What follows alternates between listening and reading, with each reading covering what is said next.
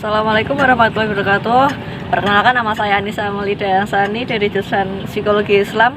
Akan sedikit menyampaikan materi mengenai mata kuliah filsafat manusia. Yang pertama yaitu manusia sebagai persona. Yang pertama ada pengertian persona, individu, dan person.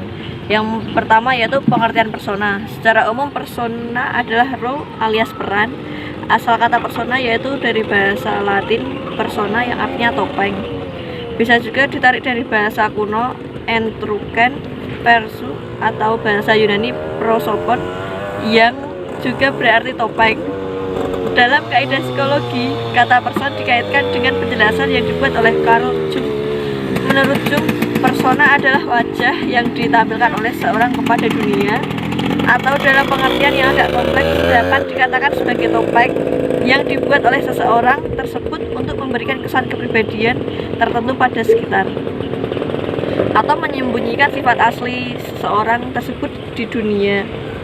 Setiap orang di dunia ini hanya menampilkan sebagian dari kepribadian aslinya, sebagian lain tersembunyi dalam topeng, sehingga mungkin tak ada seorang pun yang tahu. Thomas Aquinas mengartikan persona sebagai ciptaan yang sempurna di seluruh alam, atau persona signifikan it quod est perfectissim on tota natura, yaitu makhluk individual dalam kodrat rasional, atau persona adalah sebuah kodrat intelektual yang paling sempurna di antara semua hal yang senantiasa berada secara lengkap dalam dirinya sendiri dan menjadi puncak kesempurnaan semua ciptaan. Yang kedua, pengertian individu dan person. Yang kedua, pengertian individu dan person. Individu dan person berciri khas dan memiliki sifat utuh. Individu berasal dari kata individuum yang artinya tak terbagi. Kata individu merupakan sebutan yang dapat untuk menyatakan suatu kesatuan yang paling kecil dan terbatas. Kata individu bukan berarti manusia sebagai keseluruhan dan tidak dapat dibagikan, melainkan sebagai kesatuan yang terbatas, yaitu sebagai manusia perseorangan.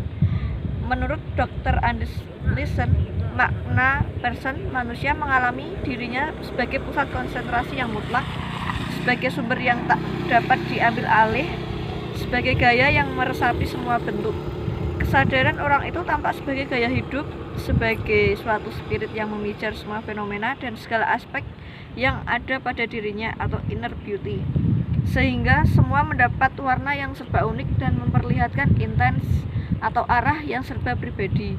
Keunikan menurut gaya ini disebut dengan keunikan spiritual manusia, dan itu diungkapkan dengan istilah personalitas atau adanya person atau kepribadian. Definisi person yang berasal dari kata lain persona, artinya topeng atau pemain sandiwara, yang menunjukkan kesadaran tentang perasaan dan martabat manusia dalam hubungannya dengan orang lain. Di dalam bahasa teologis, persona dipakai sebagai terjemahan bagi kata Yunani hypostatis yang artinya yang berdiri di bawah, di mana hal ini sangat erat hubungannya dengan kata Yunani lain semacam substansi.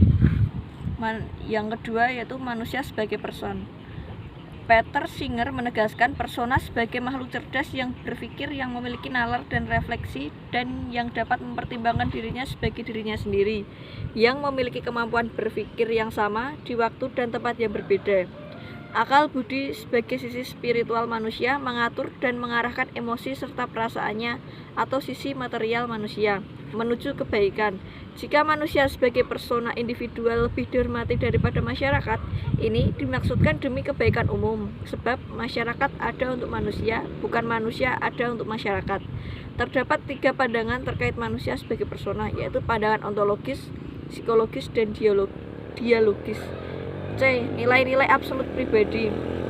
Seorang pribadi belum tentu berkepribadian.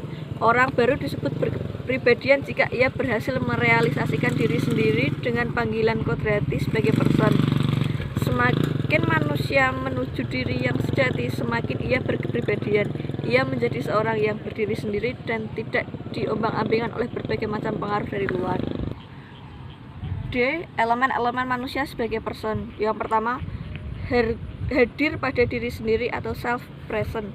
Manusia mempunyai kesadaran, ia hadir pada dirinya sendiri dan menyentuh diri dalam. Manusia mengatakan aku, berkat kesadaran ia dapat memasuki diri sendiri. Manusia mampu berefleksi, Ia dapat juga mengambil jarak terhadap diri dan terhadap dunia di luar dirinya. Kenyataan diketahui oleh objektivitasnya, manusia terbuka untuk kebenaran atau pengetahuan yang sesuai dengan kenyataan. Pengetahuan ini diungkapkan dalam suatu keputusan.